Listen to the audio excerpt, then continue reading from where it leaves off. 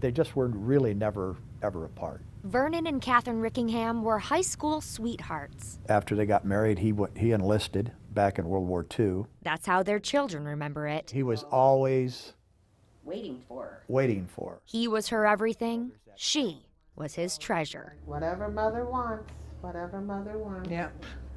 He It was always always called her mother. It was always mother. The two did everything together. He'd just stand there with her coat and her purse, just stand there. And she'd be like, I know, you're ready to go. And he's like, whenever you are, mother. The perfect pair. That's how it always was, even up until their final hours on Earth. Catherine was sick. And Christmas was her, like, holiday that she loved. In this home video, you can see that didn't stop the two from celebrating. On Christmas Eve, when everybody was there, they were so good. Catherine's cancer had spread to her liver, but she wanted to stay at home with her love, Vernon. A hospice came to the house. Catherine needed a hospital bed in her home. You could just see Dad change.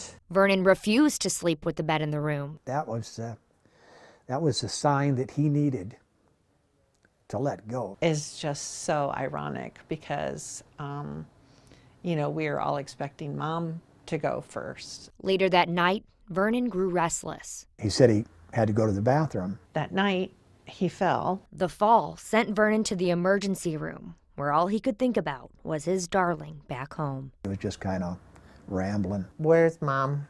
Who's Mom?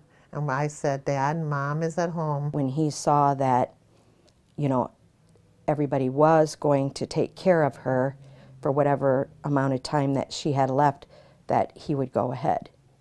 Between 7:30 and 8, Rick called and said, you know, Dad had passed. But Catherine didn't need a phone call. She already knew.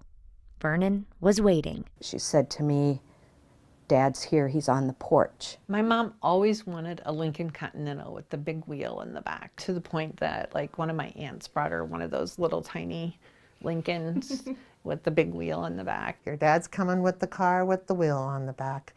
She said, and we're going. 30 hours after Vernon had passed, Kay's breathing just got very, very calm and very quiet. Catherine was ready. If Dad's here, you know, you go ahead and go with Dad in that car.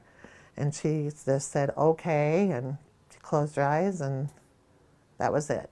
And I could just see him walking out, getting in that stupid Lincoln. The family says Vernon died of a broken heart. And I know it's not scientific and it's not medical, but he had always been there for her. And he couldn't let her go without being there, waiting for her. The two are buried together at the Rock Island Arsenal Cemetery. He was her everything, so that's the way it was. A bond that even death couldn't break. A love worth the wait. In Moline, Elizabeth Wattis, WQAD News 8.